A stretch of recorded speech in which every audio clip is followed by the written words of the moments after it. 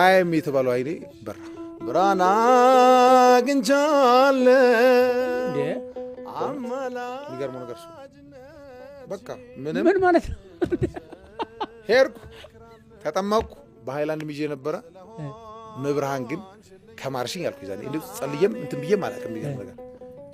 መብርሃን ከማርሽኝ እድሜ ዘመኔን አገለግላለሁ አውደ ምሕረት ላይ ምክንያቱም ሰንበት ትምህርት ቤት እያለሁኝ አንድ ልጅ ነበርችና አንተ እኮ ጸጋለህ አንተ እኮ ማገልገል አለብህ አንተ እኮ እንዲህ ምናምን ትለኝ ነበር እኔም ማገልገለው መብርሃን አይነ ስትሰጠኝ ነው አልኩኝ ብያት ነበር ይዛል ይሷል ከዛ ያተዛለኝና መብርሃን ቃሌን መፈጸም አንቺም ቃልሽን ስትፈጽሚ ነው ብያት ነበር ጸበል ስትጠመቅ የስን ቀን ጸበል ሄድከው ጧት እንሄዳለን ከጥር 1 ጀምረን እሺ ጥር 16 ላይ ግን እንግዳ ነገር መጣ 16ቱንም ቀን የተጠመቀው አዎ መጠመቅ ነው መቀባት ነው መጠመቅ ነው አንተ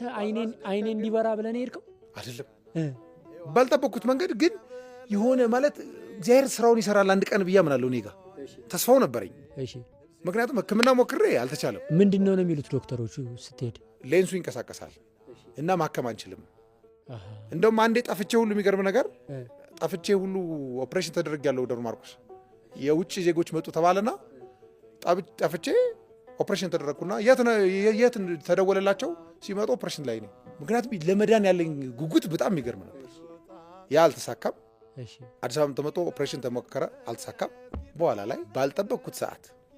ባላሰብኩት ሰዓት እግዚአብሔር ግን አንድ ቀን እንደሚመረኛ ስለማምን ዝም ብዬ እኔን እንደ ኖርማል ነው የምንሄደው ጸበል ትሄዳለህ አይደል ዝም ብለህ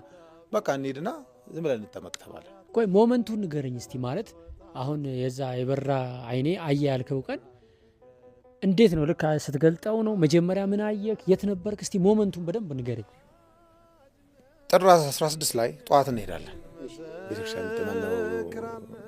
እንዳየሱስ ተሳለምንና ሄድን ወደ ኪዳነ ምሕረት ጸበል ተጠመቅኩኝ እሺ ተጠመቅኩና በሃይላንድ ይዤ መጣ ያለው ትሮይ እሺ እምነት አለ እሱን እንትን ብዬ እስሊማንያም ብዬ ዝም ብዬ እምነቱን ተጠምቄ ወጥቻለሁ እሺ ጥር 16 ላይ ልክ ተጠምቄ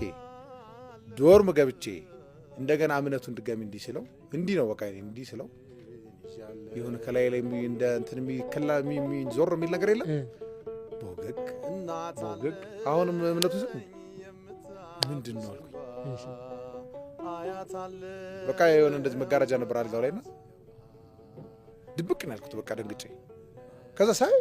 የመቤታችን መጀመሪያ ያየሁት የመቤታችን ስዕል ከላይ ነበር ሳይ የመቤታችን ስዕል አየሁ ሙሉ ከለሩ ታየ በቃ ሙሉ ታየኝ እሺ በቃ ምን ልበልሽ እግዚአብሔር በወንድሜ ሞት ሳዝን በዚህ ካሰኛልኩና ግን አንድ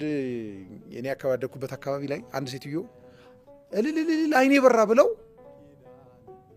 በጣም ከደስታቸው ብዛት ወዲያው ደግሞ በሶስተኛው ቀን ጠፍቶባቸዋል እሺ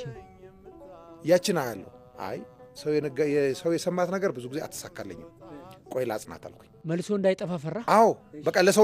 ለሰው ከነገርኩኝ ኦሬዲ በቃ ይጠፋል ብዬ አሰብኩ 6 ወር ሲቀር አይደል የበራው አዎ እና ከዛን ከበራ ቀን ጀምሮ ዝም አልኩኝ ለማንም አላወራው ዶርም ውስጥ ያሉት አይነ ስውራን ናቸው እና አያያቸው መልካቸውን እንዴ ሁሉንም በቃ ለመጀመሪያ ጊዜ ነው ያያቸው በመጀመሪያ ጊዜ ልክ ሳይ እናንተ ይናው እንደ የምትመስሉት አልኳቸው ተፎግራለህ እንደ ያለኝ አንዱ የሚገርም ነገር እሺ ምን ማለት መልካቸው ድሮ ሳልከውና ስታያቸው አንድ ነው ማለት በቃ እንዴ እናንተ እንዲህ ነው የምትመስሉት እንደ አልኩኝና ድሮ እንቀላልዳለን ሳላሰቡት ልናገር ነበር አልኩኝ ያስኳት ከዛ የመጀመሪያ ቀን አሁን ለምሳሌ አይን በርቷል ወደ ካፌ ስትሄድ ካፌውን አየኸው ወይ ወደ ዩኒቨርሲቲ ወደ ክላስ ስትሄድ ከዛ በኋላ መምህራኖቻችን አያቸው ወይ ሴቶች አንባቢዎች የሚያነቡልህን ልጆች ቆንጆ ናቸው ወይ እንዴት ነው እስኪ ንገረኝ በደንብ አንተ እሺ በጣም የሚገርም ነገር በውስጤ ማለት አሁን